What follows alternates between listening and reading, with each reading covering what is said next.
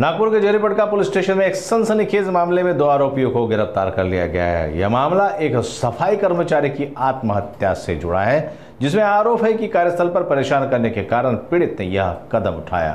राजू दुधीराम उपाध्याय, जो नागपुर महानगर पालिका में सफाई कर्मचारी थे, इन्होंने 6 अगस्त 2025 को अपने घर में नायलॉन की रस्सी से फांसी लगाकर आत्महत्या कर ली।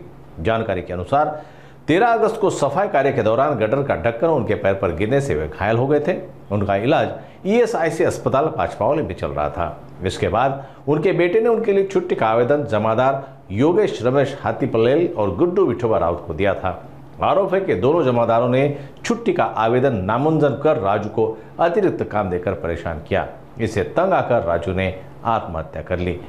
सुसाइड नोट में उन्होंने दोनों आरोपियों का नाम लेते हुए मानसिक दबाव देने का जिक्र किया। बेटी की शिकायत पर जरीपटका पुलिस ने दोनों आरोपियों के खिलाफ भारतीय दंड संविधान की धारा 108 और 3(5) के तहत मामला दर्ज किया। जरीपटका पुलिस ने दोनों आरोपियों को गिरफ्तार कर लिया और मामले की आगे की जांच जारी है। दिनांक 6 ऑगस्ट रोजी मयत राजू उपाध्याय जे NMC मध्ये सफाई कामगार म्हणून काम करत होते, त्यांनी त्यांच्या घरामध्ये गळफास लावून आत्महत्या केली।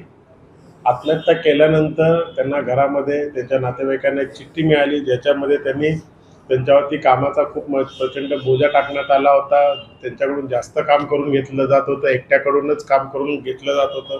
त्यामुळे त्याला त्रासाला कंटाळून त्यांनी आत्महत्या केली असं त्यांनी म्हटलंय। त्याच्यामध्ये त्यांनी त्यांचे 2 योगेश छातीपचेल आणि गुड्डू राऊत हे जे जमादार आहेत त्यांच्या विरुद्ध त्याने त्या चिठ्ठीमध्ये मेन्शन केलं होतं।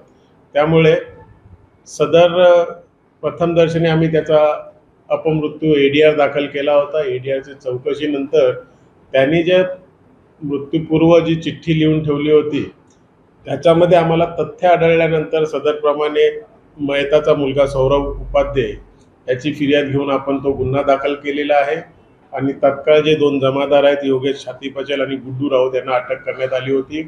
3 दिवस त्यांची पोलीस कोठडी मिळाली होती। 17 तारखेपर्यंत पोलीस कोठडी होती। त्या दरम्यान त्यांच्याकडे आम्ही कसून चौकशी करण्यात आलेली आहे। अधिक चौकशी चालू आहे। सध्या या दोन्ही आरोपी जेलमध्ये गेलेले आहेत।